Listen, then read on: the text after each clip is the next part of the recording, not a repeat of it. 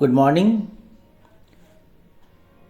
आज political science के इस कार्यक्रम में हम एक नए विषय पर यानी तुलनात्मक राजनीति के अध्ययन के उपागमों के बारे में चर्चा करेंगे। तुलनात्मक राजनीति के अध्ययन से संबंधित कई उपागम हैं, जिनमें प्रमुख हैं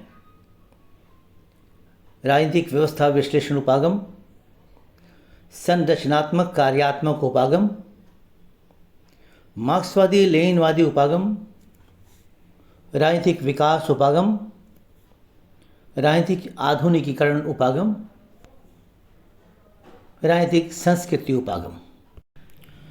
आज हम आपको बताएंगे राजनीतिक व्यवस्था विश्लेषण उपागम के बारे में, और सारे उपागम अलग अलग लेक्चर में अलग अलग दिन आपको हम बताएंगे।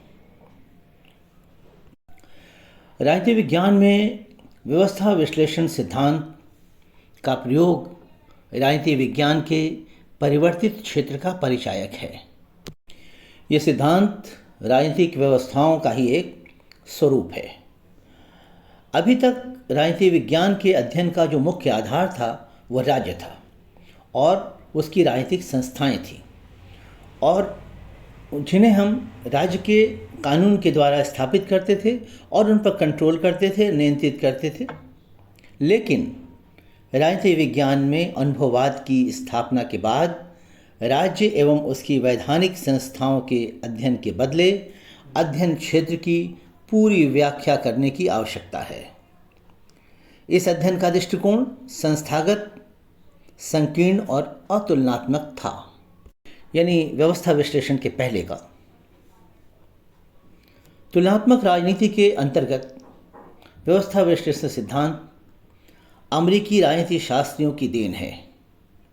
सर्वप्रथम इस सिद्धांत का प्रयोग प्राकृतिक विज्ञानों में हुआ और उसके बाद समाजशास्त्र से होता हुआ यह राजनीति शास्त्र का आधार बन गया। तुलनात्मक राजनीति में इसकी आवश्यकता कई कारणों से महसूस की जाने लगी।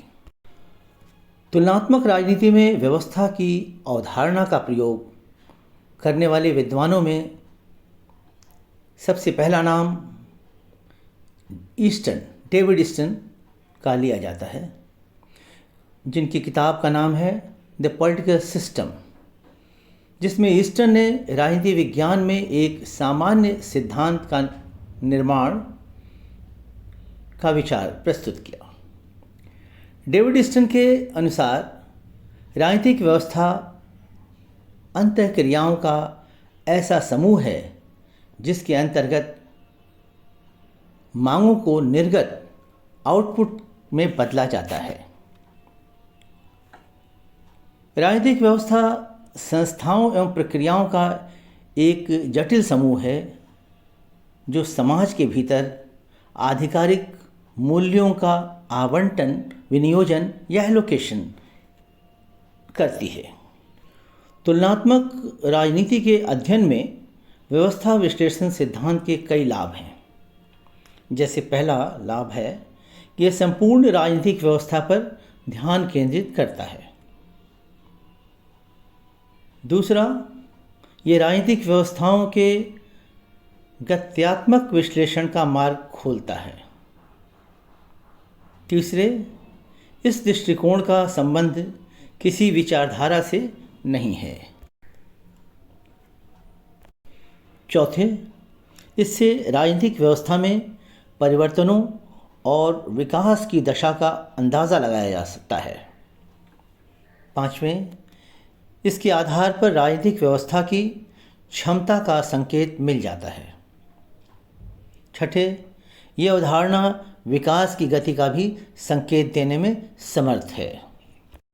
इस तरह हम कह सकते हैं कि तुलनात्मक राजनीति को परंपरागतता से निकाल के, उससे मुक्त करके उसे आधुनिक बनाने में राजनीतिक व्यवस्था की अवधारणा को मौलिक देन माना जाता है।